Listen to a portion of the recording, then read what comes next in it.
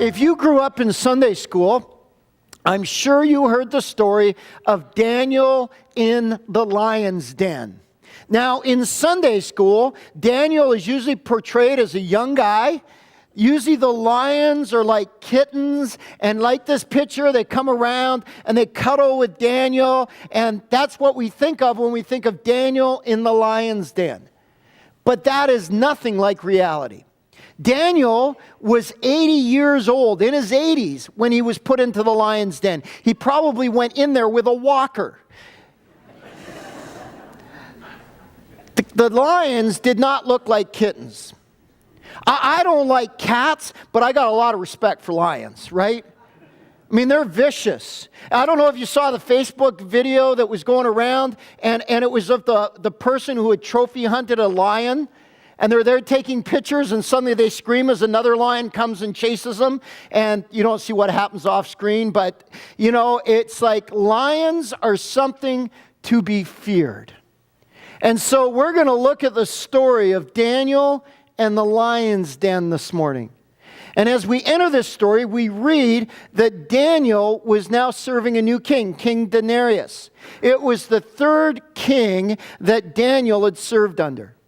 He'd seen Nebuchadnezzar and Belshazzar come and go, and now he was serving under Darius the Mede. Kings and their kingdoms changed. And yet Daniel continued to serve God and his kingdom. And we need to remember that today. Kingdoms will come and go. Presidents will come and go. Prime ministers will come and go. But God and his kingdom will remain forever. So let's put our hope in the right place. And here's Daniel. He's serving God. He's serving his king. He's serving God. He's serving God's kingdom. And he served under 3 kings. Now, Darius appointed 120 satraps to rule throughout his kingdom. And then he appointed 3 administrators to oversee the 120 satraps. And Daniel was one of those administrators. And Daniel did such a great job that King Darius was going to appoint him to be second in command under the king to rule over the whole kingdom. The other leaders didn't like that idea. And they wanted to pull Daniel down. Have you ever noticed that the same thing still happens today? When you start to succeed, other people want to pull you down. And that's what was happening here. And look what happened. Chapter 6, verse 4, it says this. At this, the administrators and the satraps tried to find ground for charges against Daniel in his conduct of government affairs. But they were unable to do so. They could find no corruption in him because he was trustworthy and neither corrupt nor negligent. The other leaders, they didn't want Daniel to succeed, and so they tried to dig up some dirt on him. Some dirt that would pull him down. And yet, Daniel had faithfully served his God. Daniel was a man of such integrity that the leaders could find nothing against him. Now understand, the administrators and the satraps, they had the power to go out and find anything on Daniel if there was anything there. They would have the power to go search and see if there was anything in Daniel's past that they could use to disqualify him from this new position. But Daniel was a man who consistently and faithfully served both God and the kings he was under. He was also a man of such integrity that the leaders came up empty-handed. And I was thinking this week, if my life was examined like Daniel's life was examined, would I come up like Daniel came out? Would people have the same result? What about your life? If your life was examined like Daniel's life was examined, would there be stuff that people could use against you? As we seek to live as Christ followers in the 21st century, as we seek to be people of impact and influence, we need to remember that our loyalty, our faithfulness, our integrity all matter. Sometimes we forget that, but we need to remember that. And so when the leaders, when they failed to find anything in Daniel's life or Daniel's work, they decide to go after him in a different way. Look at verse 6 of Daniel 6. So these administrators and satraps went as a group to the king and said, "May King Darius live forever." The royal administrators, prefects, satraps, advisors, and governors have all agreed that the king should issue an edict and enforce the decree that anyone who prays to any god or human being during the next 30 days, except to you, your majesty, shall be thrown into the lion's den. Now, your majesty, issue the decree and put it in writing so it cannot be altered, in accordance with the law of the Medes and the Persians, which cannot be repealed. The suggestion that the administrators and the satraps and others made to the king was calculated to boost his ego. We're just going to pray to you. It's an ego boost. And it worked. King Darius put the decree in writing and he signed it. Thus, anybody who prayed to any other god or person other than the king over the next 30 days would be put into the lion's den. Now, in case you missed it, this is important to note that the laws of the Medes and the Persians, once they were made, they could not be repealed. And so the question becomes, how would Daniel respond? I mean, he had some options. Daniel could have decided not to pray for the next 30 days. He could have said, God, I've been doing this for 80 years. I'm going to take a break for 30 days. I'll come back and talk to you in 30 days. Daniel could have gone into his room silently and privately and prayed. Or he could have done what his practice was, and that was to pray publicly. He could have decided to do that, and if he did that, he'd be risking his life. What would you do? If your habit was to pray publicly and people knew you were praying, and someone came along and said, if you continue to pray to your God for the next 30 days, if you continue to do that openly, you're going to be killed. How would you respond? Would you say, hey God, let's take a break? Would you continue to do it and risk your life? Would you pray privately and silently? What would you do? Let's see what Daniel did. Verse 10. Now when Daniel learned that the decree had been published, look at this. He went home to his upstairs room with the windows open toward Jerusalem 3 times a day. He got down on his knees and prayed, giving thanks to his God, just as he'd done before. That is such a powerful verse. Daniel learns about the decree that if he prayed publicly, he would be killed. And he went home to his upstairs room where the windows opened towards Jerusalem. He got down on his knees just as he'd done before and he prayed. He staked everything on God. Remember, Daniel didn't know the end of the story like we know the end of the story. Daniel was in the middle of the story. He didn't know he'd be a Sunday school lesson for centuries to come. He had no idea how things would turn out. All he knew was that for 80 years, God had been faithful to him. And because of God's faithfulness to him, he was not going to turn his back on God, but he was going to remain faithful to God no matter what.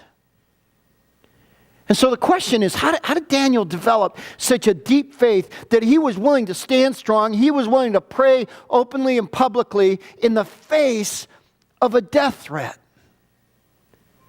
I think, well, in part, Daniel's faith was developed on his knees. Kneeling to pray gave him the strength to stand strong. Daniel could stand before people because he knelt before his God. Understand this. Kneeling before God in prayer is one of the most powerful postures we as a human being can assume. Because when you kneel before God, there's a sense of reverence, of humility, of dependence, of surrender. And while Daniel developed his faith on his knees, most of us today don't do that.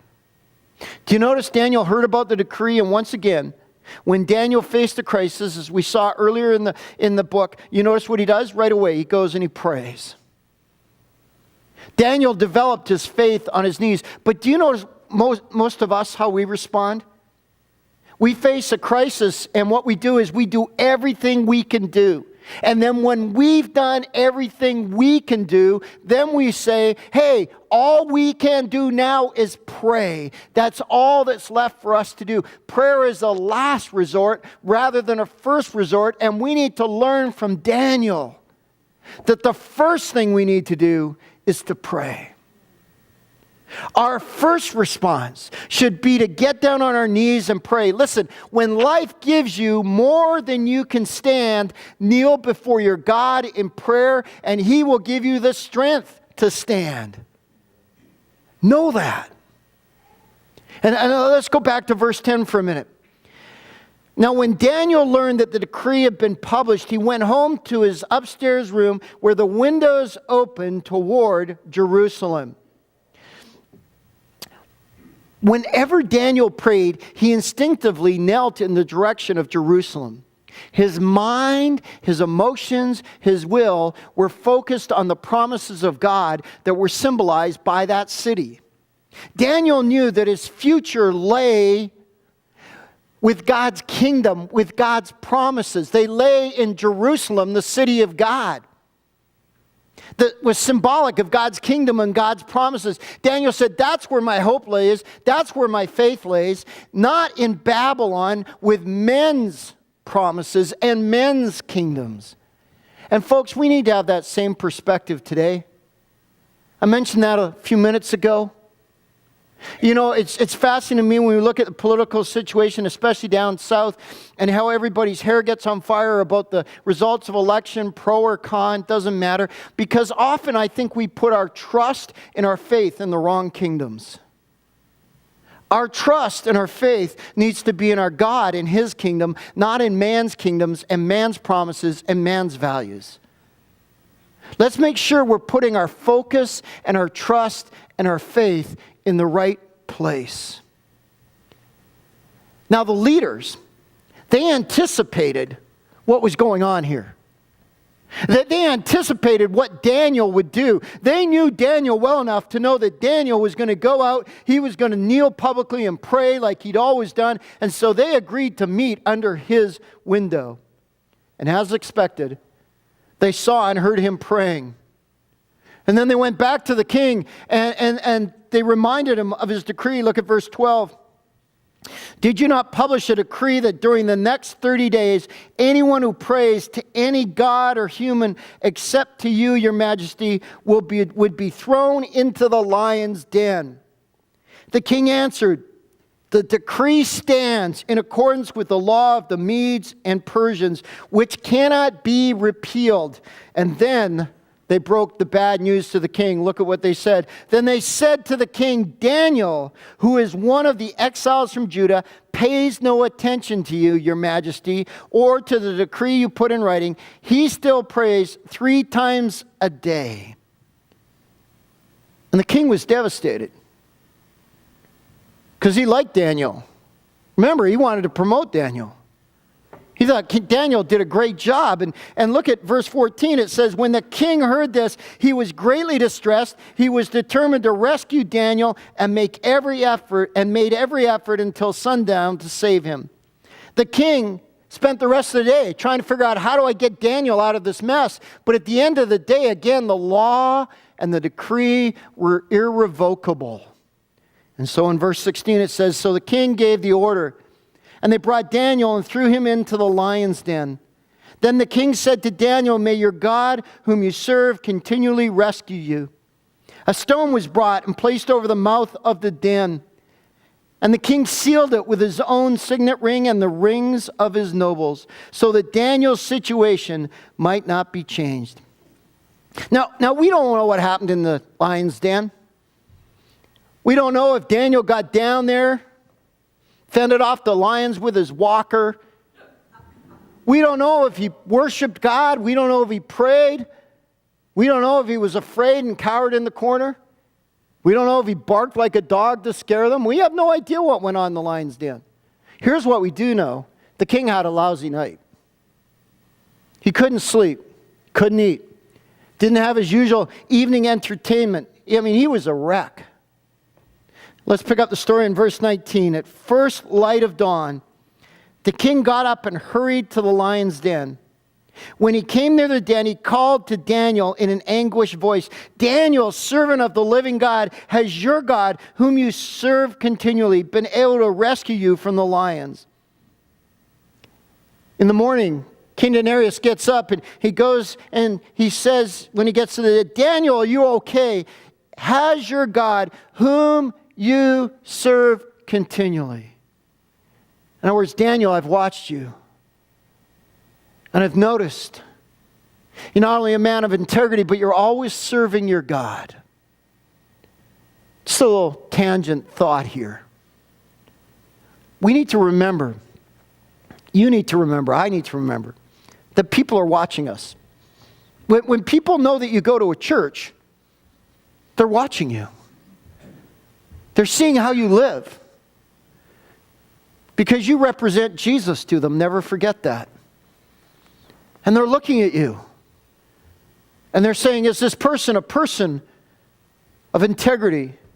Is this a person who reflects Christian values? Is this a person who reflects Jesus?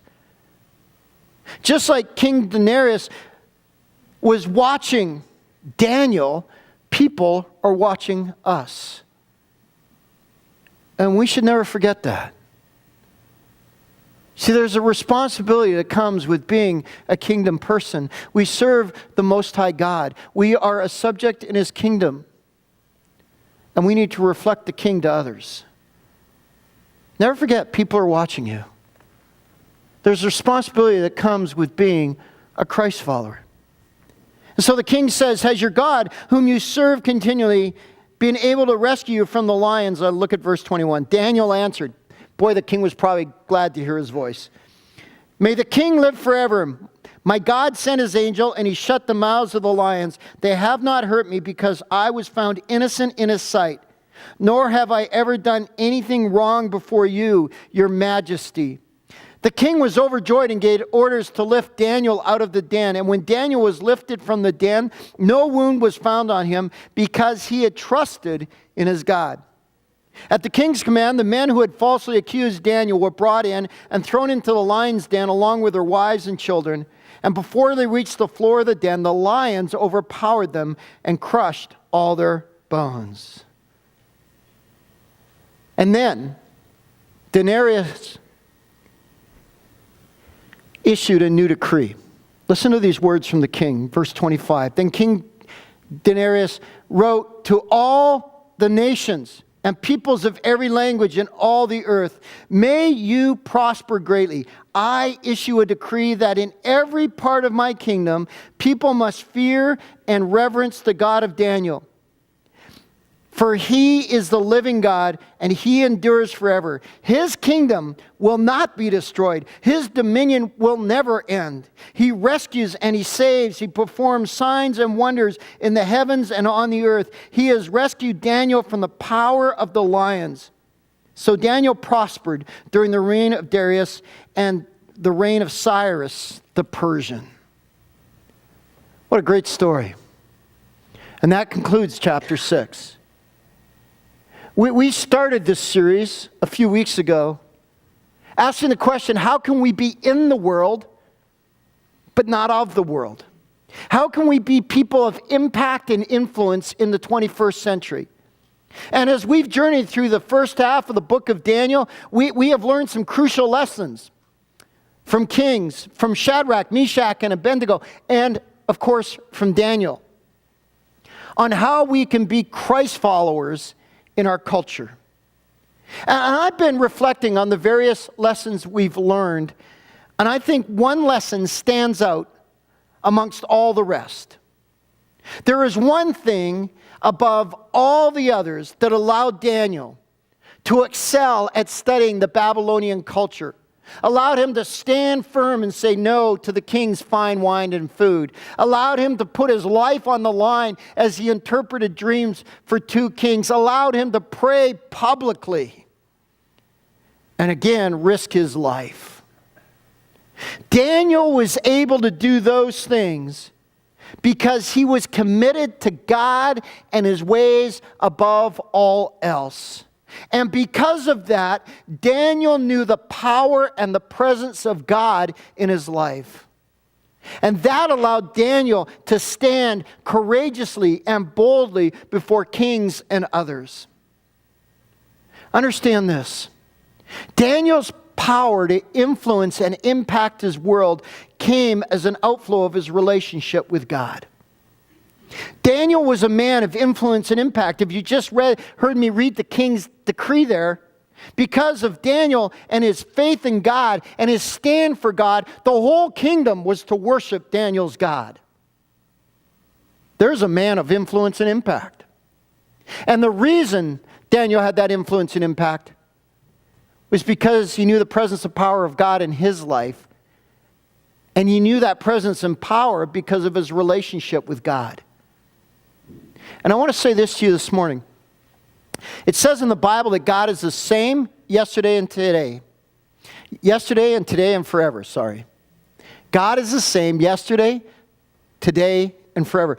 Daniel's God is our God, right? Do you know what that means? We can be modern day Daniels. It means that you and I can experience the power and the presence in our life like Daniel experienced in his life. Do you know what that means? That means we can have the boldness and the courage to stand when God calls us to stand. That means we can be people of influence and impact like Daniel was a person of influence and impact, because the God that Daniel served and worshiped is the God that we serve and worship. So the key to living as a person of impact and influence in the 21st century is to have a dynamic relationship with Jesus. If we want to effectively be in the world but not of the world, if we want to be modern day Daniels, then we need to make a firm decision that we are going to walk with Jesus above all else. Cultural transformation begins right in this room with personal transformation. Folks, if we want to see our culture change, if we want to see people's lives transformed in the name of Jesus and for His glory, then we need to be walking humbly with Jesus ourselves. We need to be committed to Jesus and His ways if we want to effectively engage and impact the culture around us. So let me ask you this morning, just before we come to the communion table, are you ready to be used by God? Are you ready to be used by God? Are you ready to be used by God to impact and influence the people around you, your family, your neighbors, your workplace, your school? Are you ready to be used as a church to have influence and impact on the city and beyond? Are you willing to become a modern day Daniel? Are you willing to say, I want to courageously stand when God calls me to?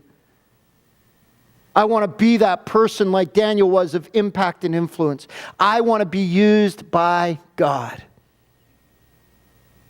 Are you ready and willing to make that commitment? If you are, then I want to encourage you today to make an all-out commitment to walk with Jesus. Commit to surrendering to Him every single morning that your feet are on this planet. Get up and surrender your day and your life to Jesus. Acknowledge that He's the King before you walk out your door into life. Acknowledge that He's the King and you're a subject in His kingdom. Get that perspective before you go into your day. Commit to surrendering Him. Commit to being on your knees before Him. There's no better posture for a human being than on our knees before our God. A posture of dependence and surrender and humility before the King of Kings. Commit to reading His Word. Allow His Word to come into your soul. Allow the Spirit to shape you through the reading of the Word. And then commit to live by His ways. Go out into your day and commit to live by His ways. As you do that, you will notice the power and the presence of God coming up in your life, just like it did with Daniel. And maybe the day will come when you're going to have to stand before a boss or a principal or someone else and take a stand boldly for Jesus. And if you're committed to surrendering to Him, if you're committed to praying, if you're committed to reading His Word, if you're committed to being in community with other believers, then you'll be a modern day Daniel. And you'll be able to do exactly that. Folks, God wants to move in this church. He wants to move in your life. He wants you to be a modern day Daniel. He wants to use us. He wants to use you to be a person of influence and impact in the city and beyond. And it all starts, once again, cultural transformation starts with our personal transformation. So let's be people who are willing to be transformed by Jesus. And we're going to take communion this morning, and the bread speaks of Christ's broken body, the cup of His shed blood, and there's no better place to make a commitment to follow Jesus all out than right here, right now, as we take communion. Because these elements symbolize God's love, God's grace, God's commitment to us. And they call for a response. One of commitment back to Him. And so as you take the bread and as you take the cup, I want to call you this morning to make an all-out commitment to following Jesus. To surrendering to Him, to reading His Word, to praying, to living by His ways. Maybe that's a commitment you're going to make for the first time this morning. Maybe it's a renewed commitment, but I'm calling you to do that this morning. And in just a minute, Rick will come up and the servers will come up and we'll hand out the bread. And if you're new this morning and you know Jesus, by all means, take communion with us. We hand the bread out, we take it all at once. We hand the cup out and we take it all at once. And just before I pray and we take communion, and communion is really a call to commitment this morning. A call to say, I'm going to all out follow Jesus. Just before I pray, I want you to hear these words from the King one more time. This is His decree. I'll just read part of it. For He is the living God, and He endures forever. His kingdom will not be destroyed. His dominion will never end.